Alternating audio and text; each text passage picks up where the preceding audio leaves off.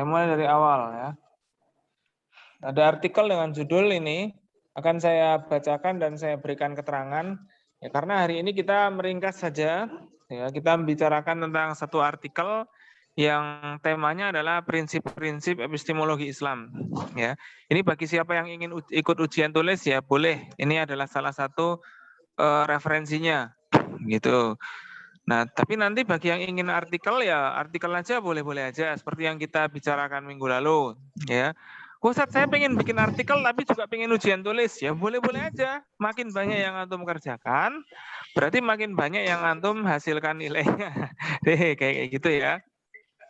Modelnya saya seperti itu. Oke, saya jelaskan langsung di sini prinsip-prinsip epistemologi Islam. Ya, artikel ditulis oleh Dr. Samsudin Arif yang merupakan dosen senior di Unida Gontor di Pasca Sarjana. Ya, ada beberapa hal yang ingin dijelaskan dalam artikel ini, khususnya persoalan, ya, beberapa persoalan, yaitu apakah manusia itu bisa mengetahui atau enggak? Nah, itu satu persoalan pertama. Lalu apa saja sumber pengetahuan itu? Ya, itu adalah persoalan yang kedua. Nah, ini persoalan yang pertama kita bicarakan. Temanya di sini, ya, bahwa persoalan mendasar yang membelit berbagai wacana pemikiran Islam adalah mencerminkan krisis epistemologi. Ya, krisis epistemologi itu karena orang-orang belum mengenali atau tidak mengenali mana-mana yang merupakan sumber pengetahuan. Ya, apakah wahyu itu sumber pengetahuan atau tidak? Itu saat ini orang-orang kadang tidak mengenali itu. Atau meskipun mengenali tidak bisa menjelaskan dengan argumentatif. Nah, ini juga seperti itu. Maka dalam artikel ini dijelaskan ya, perlu memaparkan kembali prinsip-prinsip dan dasar-dasar epistemologi Islam. Ya. Nah, di sini ada problem yang pertama ditulis. Mengetahui itu tidak mustahil. Wah, jadi ada pertanyaan, apakah kita benar-benar bisa mengetahui atau kita bisa sampai pada pengetahuan yang hakiki? Begitulah pertanyaannya kira-kira.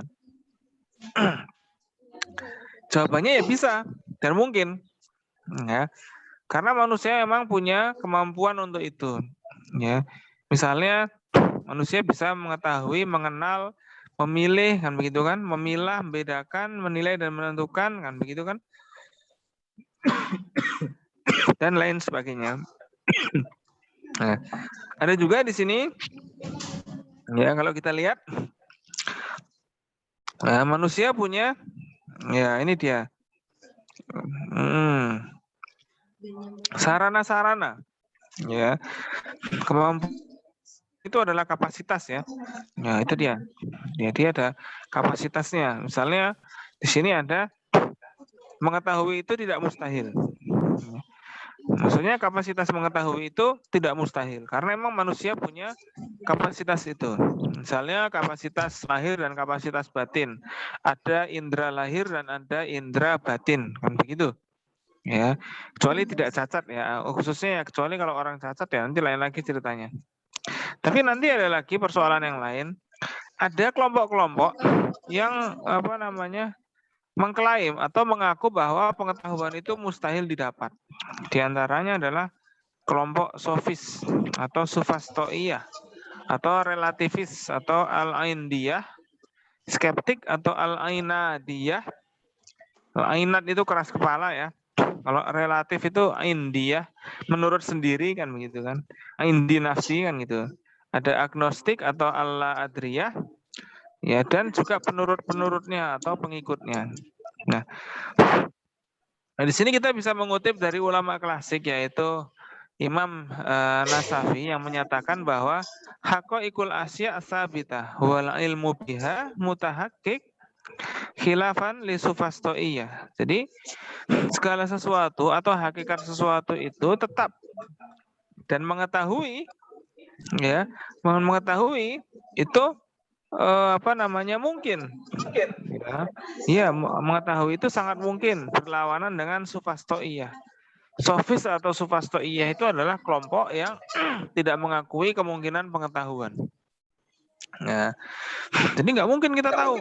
Begitu kata sufastoiyah itu. Nah, lalu Artinya hakikat, esensi, atau ya intinya pokok-pokok dari segala sesuatu itu adalah wujud. Ya, jadi misalnya garam. Garam itu apakah asin karena orang bisa mengecap rasa asin, atau emang asin sudah dari sononya? Itu, ya. Kan nggak ada yang bilang kalau garam itu asin. Nggak ada yang bilang kalau garam itu manis. Ya. Garam itu asin, ya udah asin. Walaupun kita tidak bisa merasakan asinnya, ya garam itu tetap asin, nggak berubah. Atau kira-kira begitu. Jadi bisa diketahui dengan jelas. Ya, maka segala sesuatu itu kalau berbeda itu tidak bisa disamakan dengan sesuatu yang lain. Misalnya ayam tidak disamakan dengan burung, roti tidak disamakan dengan batu dan lain sebagainya karena punya ciri khas masing-masing. Ya. Lalu ada persoalan lain yang dijawab dalam artikel itu adalah mengetahui secara konseptual dan proporsional. Maksudnya bagaimana? Jadi mengetahui itu secara konsep. Jadi ada konsepnya. Manusia itu mengetahui itu melalui konsep tertentu. Seperti kita sampai pada, kalau antum bikin artikel kemarin kan kita kan jadi mengetahui, ya. Maksudnya bagaimana? Kita kan mencari sumber-sumber artikel itu atau mencari referensi atau membaca jurnal. Nah, proses kita membaca itu mengandalkan panca indera kita. Nah, berarti kan kita bisa sampai pada pengetahuan, kan gitu kan? Nah, itu. Lalu juga secara proporsional kita juga harus menimbang referensinya, maka kita perlu akal untuk memilah dan membaca. Kalau cuma panca indera aja itu tidak bisa mencari di Google. Kalau kita cuma punya panca indera, tidak punya akal, lah kita tidak bisa mencari referensi atau artikel atau apa di Google tuh nggak akan bisa. Nah, kenapa? Karena memilahnya harus pakai akal, proporsinya harus pakai kemampuan menentukan proporsi itu atau meletakkan tempat pada tempatnya itu kemampuannya akal. Nah, di sini ada dua kelompok. Ada yang kita ketahui itu pertama ada yang masih berupa ide, gitu kan? Ini dia ada berupa ide atau konsep. Ya, apa itu orang, apa itu batu, apa itu binatang. Ada juga yang berupa kalimat. Ya, ya ini dia. Kalimat-kalimat ini kadang-kadang muncul dari konsep-konsep yang dasar, konsep-konsep yang ada begitulah, yang berupa ide atau yang sudah ada begitu saja. Lalu ada muncul kesimpulan lain. Orang bilang garam, ini garam. Lalu itu perlu apa yang kita perlukan dengan garam? Maka garam itu akan kita cek. Oh ternyata garam itu membuat asin karena rasanya asin. Artinya garam itu fungsinya adalah membuat asin. Nah berarti kan di situ kita jadi ngerti fungsi karena kita melakukan atau melaksanakan prosedur-prosedur yang terkait dengan epistemologi. Sama seperti kita bikin artikel. Ya, kita mengkaji satu tema. Misalnya kemarin ada yang bikin tema apa itu. Nah, itu satu tema itu dikaji. Lalu dalami lagi tema itu dengan mencari artikel yang lain lagi. Nah, itu nanti kita sampai pada pengetahuan-pengetahuan tentang itu. Ya. Jadi itu adalah sederhananya begitu kita jelaskan dalam konteks tugas kita ini. Nah, maka pengetahuan jenis yang kedua adalah gabungan dari beberapa konsep. Jadi emang yang kedua tadi itu gabungan dari konsep. Air laut asin. Maksudnya apa? Air laut rasanya asin. Nah, kalau yang tadi ini masih satu-satu konsep aja, binatang, batu. Mungkin di sini ada air laut, kan begitu kan? Ada kucing, ada asin kan begitu kan? Ya. Nah, jadi contohnya begitu. Lalu ada itu pengetahuannya disebut tasdik yang kedua ini ya. Atau pernyataan. Ya. Di pernyataan itu mempunyai nilai kebenaran atau nilai kekeliruan. Nah, maksudnya nilai kebenaran itu berarti ada yang bisa keliru. Ya, itu. Nah, situ kita lihat lagi di sini. Lalu di situ ada persoalan lain yaitu bagaimana cara kita mengetahui. Nah, kalau kita sudah ada sesuatu yang masuk ke dalam pikiran kita dan menjadi pengetahuan, dan kita jadi tahu, berarti kita mesti ada sarana yang membuat kita ini bisa mengetahui. Ya, jadi ada 3 diantaranya sumbernya itu atau panca indera ya di sini kita panca indera al-idrak al-hawas atau akal sehat ta'akul ya. Ya gitu. Akal yang sehat serta intuisi hati, ya. Jadi akal yang sehat itu membawa kita pada intuisi hati yang benar. Atau melalui informasi yang benar. Informasi yang benar ini kadang-kadang informasinya tidak kita dapatkan sendiri, tapi kita dapat melalui orang lain. Tapi informasi ini benar adanya, ya, dan kita bisa percaya info ini karena memang orang lain yang menginfokan ke kita. Itu diantaranya begitu. Nah, ini salah satu prinsipnya. Lalu kita lihat lagi di sini ada hal yang lain seperti dalam ayat Al-Quran dijelaskan ya bahwa di sini ada sungguhnya di sini adalah ada benar-benar peringatan bagi orang yang mempunyai hati atau menggunakan pendengaran serta menyaksikannya. Nah, ini contoh. Berarti ada kata-kata atau apa namanya kalimat-kalimat dalam Al-Quran yang berbicara tentang pengetahuan manusia. Ini itu adalah sumber mengetahui ya. Jadi ada 3 sumber tadi kan ya. Nah, jadi ini menjawab pertanyaan yang kedua. Yang pertama tadi, apakah kita bisa mengetahui? Oh, bisa. Karena hakikat sesuatu itu tetap. Dan hakikat sesuatu yang tetap itu bisa diketahui melalui sarana-sarana yang sumber pengetahuan itu tadi. Dari mana kita mengetahui? Dari mana kita mengetahui rasa asin? Tentu kita melalui panca indera. Dari mana kita mengetahui bahwa lautan itu rasanya asin, kan itu kan? Lautan itu rasanya asin. Itu kita bisa melalui panca indera. Tapi apakah lautan itu yang asin itu pinggirnya atau tengahnya aja? Atau yang asin itu semuanya? Ya tentu kita ngambil sampel lautan yang asin itu, meskipun hanya satu gelas sampelnya, kita bisa menyimpulkan bahwa seluruh air laut adalah asin. Nah, ini kira begitu. Kita nggak perlu mencoba air laut yang di depan di Indonesia, kita nggak perlu mencoba air laut di Eropa, kita nggak perlu mencoba air laut di Amerika. Jadi kita melalui proses akal untuk ta'akul atau menyimpulkan. Ya, nah, kira-kira begitu. Lalu ada informasi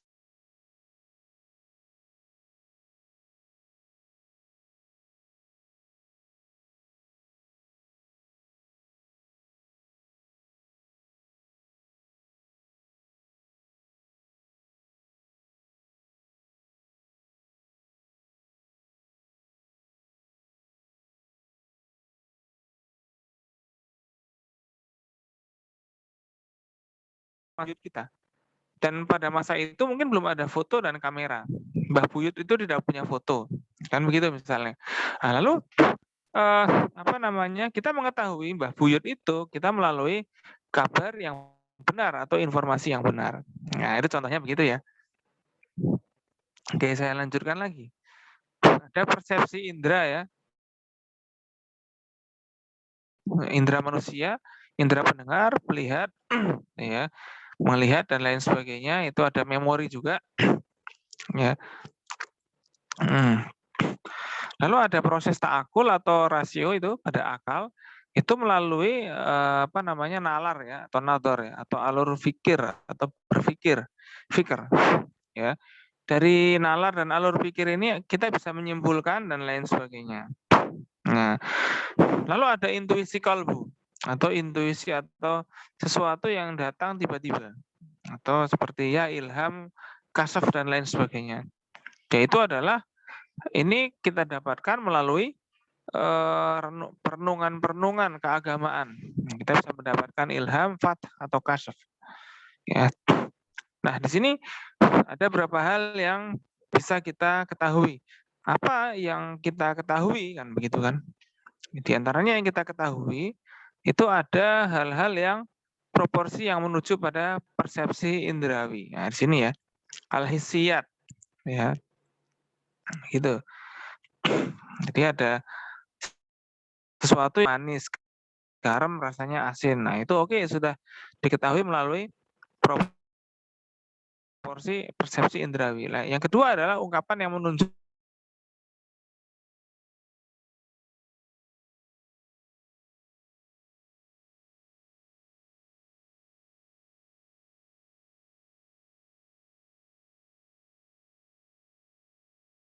sudah orang yang ditanya ini apapun agamanya mesti menjawab benar kan begitu kan. Dan itu ketika orang sudah belajar 1+1 sama dengan 2, dia sudah seperti auto mengerti tanpa dia mencoba, kan gitu. Nah, lalu ada juga pernyataan yang mewakili intuisi, yaitu khususnya para nabi ya. Para nabi, para wali itu mendapatkan pengalaman mistis atau visi spiritual dan supernatural, ya. Nah ini dia. Ada juga yang keempat, pernyataan yang memuat berita dari wahyu yang didengar atau dinukil. Jadi info yang sudah ditransmisikan berkali-kali. Misalnya Al-Quran. Al-Quran itu adalah kitab yang bukan hanya kitabnya aja yang disampaikan, tapi adalah teknik membacanya. Jadi Al-Quran itu adalah kiroahnya yang dihafalkan itu tadi.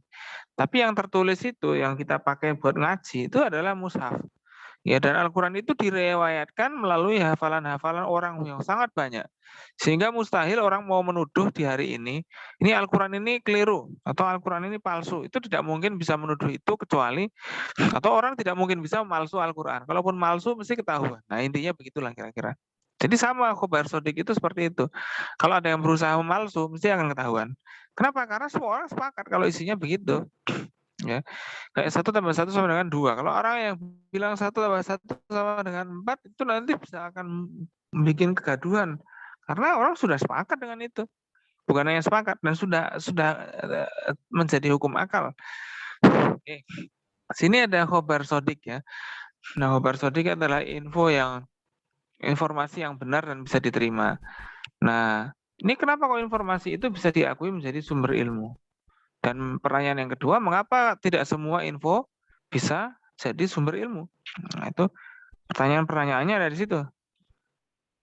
Kalau kita lihat dalam pembahasan itu, nanti ada kapan suatu proporsi, statement, dan lain sebagainya bisa diterima atau ditolak. Nah, kan itu kan. Patokan dan ukurannya bisa diterapkan dilihat dalam ulama hadis. Nah, khobar itu artinya berita. Ya. Kabar itu ada yang palsu atau sidik, ada juga yang palsu atau kadzib, atau yang benar atau sidik. Ya. Bahkan ada juga yang kriterianya lebih dalam lagi. Kalau kita baca dalam hadis kan ada sahih li nafsihi kan gitu kan, sahih li ghairihi, atau hasan li dzatihi, hasan li ghairihi kan begitu kan. Nah, itu contoh-contoh khobar sodik itu ternyata punya pilihan yang lain. Misalnya ada khobar sodik yang sudah pasti benar. Maktub bisidki, ya sudah qat'i, sudah kebenarannya sudah nggak bisa disangkal. Ya, ya seperti semua orang akan mati. Itu sudah dari dulu, nggak usah dibuktikan juga. Ada orang lahir pun meskipun belum mati, nanti dia sudah tahu, sudah punya potensi bahwa akan mati. Nah, kan gitu kira-kira. Ya.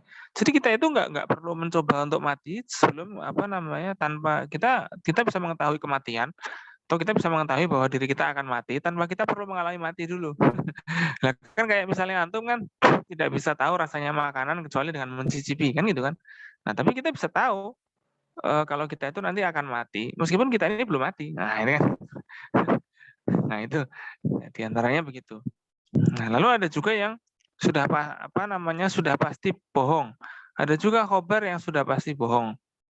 Misalnya bagaimana ya, khobar yang jelas-jelas bohong. Misalnya malaikat itu adalah anak-anak Tuhan. Nah, itu jelas-jelas bohong kan gitu. Ya, karena tidak bisa dibuktikan juga bahwa itu emang benar-benar anak Tuhan, malaikat itu. Ya. Ada juga yang ketiga, yaitu yang belum bisa dipastikan benar atau salahnya. Ya.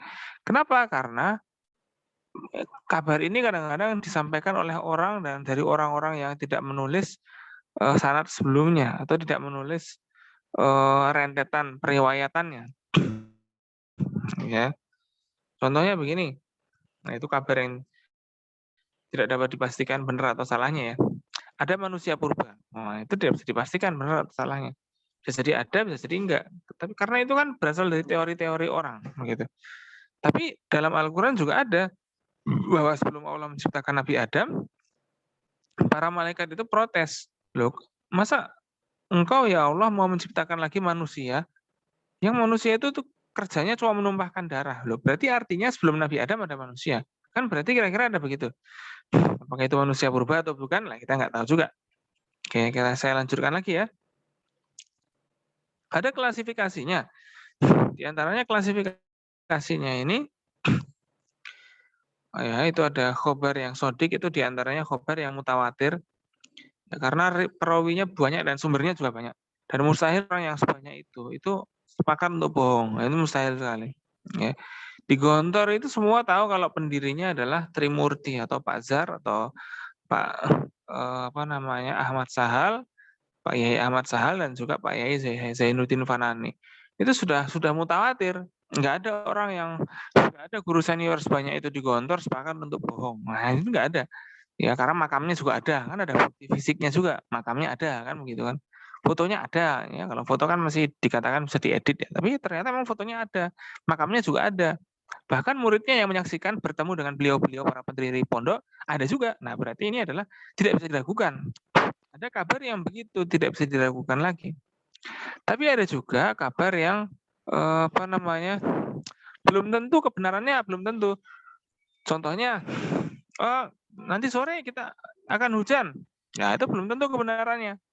Ya, bisa jadi hujan, bisa jadi tidak hujan. Nah, ini dia. Lalu ada lagi klasifikasi yang lain berdasarkan sumbernya. Kita lewat aja lah, kita langsung aja. Nah, ini kita bicara soal khobar sodik ya khususnya ya. Nah, dalam khobar sodik itu khususnya itu lebih banyak membicarakan tentang sarana-sarana bagaimana supaya khobar itu diterima. Ya contohnya dalam ilmu hadis, kalau kita lihat dalam ilmu hadis, itu suatu hadis dianggap sahih dan dianggap mutawatir karena memang ada sarana-sarananya dan ada syarat-syarat yang dipenuhi dalam menjadikan hadis itu mutawatir atau ya itu tadi ya, hasan lidatihi dan lain sebagainya ya. Oke. Contohnya kalau dalam epistemologi Islam ini adalah kritik narasumber. Maksudnya apa? Narasumbernya dicek lagi kemampuannya menyampaikan kan begitu kan. Siapa perawinya? Nah, itu adalah kritik narasumber ya. Atau isi pesannya kan begitu kan. Nah, ini contohnya begini. Ini bisa dibaca di sini ya. Ini syarat yang pertama begitu kan. Seorang harus mukallaf, orang yang telah kena kewajiban melaksanakan perintah agama. Lalu ada orang yang beragama Islam, kalau khususnya ilmu agama ya. Lalu ketiga narasumber harus mempunyai adalah atau integritas moral pribadi. Ya, jadi orang yang sudah punya integritas moral ketika akan mendapatkan syarat mendapatkan khobar yang sodik. Dan juga keempat memiliki kecerdasan dan ketelitian. Ya, nah ini dia. Terus yang kelima narasumber harus jujur dan berterus terang. Ya itu. Nah ini adalah ringkasan saja. Nanti antum bisa menjawab pertanyaan itu tadi. Ya. Ada 3 pertanyaan yang ingin kita sampaikan ya. Yang pertama tadi, apakah mengetahui itu mungkin? Nah, begitu kan? Nah, jadi jawabannya ini tadi. Jawabannya adalah mungkin karena hakikat segala sesuatu itu bisa ditangkap melalui sarana-sarana pengetahuan. Lalu jawaban yang kedua, apa saja atau apa saja sarana pengetahuan itu atau dari mana kita mengetahui? Di situ jawabannya ada 3 hal, panca indera, intuisi hati, gitu kan, atau akal lalu intuisi hati dan juga informasi yang benar. Sebenarnya ada 4 sih, tapi orang bilang 3 nggak apa. Karena intuisi itu kadang-kadang juga digolongkan dalam rasio. Tapi rasio yang berbeda. Ya. Itu pertanyaannya yang kedua. Lalu ada yang ketiga, ya. Atau pengetahuan itu apa saja klasifikasinya? Ini ada 3 di sini ya. Berupa proporsi, ada 4 di sini. Pernyataan yang menuju objek persepsi, begitu kan? Ada ungkapan yang menunjuk hal yang sudah kita ketahui atau badahiyat atau a priori. Ada juga pernyataan yang mewakili intuisi, pengalaman mistik dan lain sebagainya. Ya, seperti pengalaman para nabi, kan begitu. Ya. Itu diantaranya ya, yang keempat adalah pernyataan yang didengar, berita wahyu yang didengar atau asam ayat atau khobar sodik, itu di situ letaknya. Ya. Jadi itu 3 pertanyaan itu nanti silakan antum jawab dalam ringkasan. Ya, dan sudah saya jelaskan tadi kan, jadi baca lagi tentang epistemologi Islam itu. Ada pertanyaan? Nggak ada, terima kasih. Ya, kalau nggak ada, terima kasih. Tolong di di-upload ya yang Excel yang tadi saya minta ya. C2 Nah, sudah hadir sini? Sudah Ya, ada, C2 Ustaz. sudah hadir? Sudah hadir. Disampaikan ya lewat Telegram ya. Sudah. Ya, Sudah. tolong lewat Telegram disampaikan. Ini adalah pertemuan ke-9 ya. Seperti yang tadi saya sampaikan, tolong dibikin folder. Misalnya ini pertemuan atau pertemuan ya, pertemuan 3, pertemuan 4, pertemuan 5, pertemuan 6, lalu tugas artikel. Lalu sekarang kita masuk pertemuan 9, kan begitu kan? Nanti ada 10, 11, 12 sampai 14. Kita akan bicarakan itu semuanya. Jadi ini sudah jelas, saya harapkan malam ini semua sudah ngirim Excel-nya ya, Excel yang berisi tugas-tugas itu. Oke? Ya, terima kasih. Baik, saya tutup saja. Kita tutup dengan baca hamdalah. Alhamdulillah.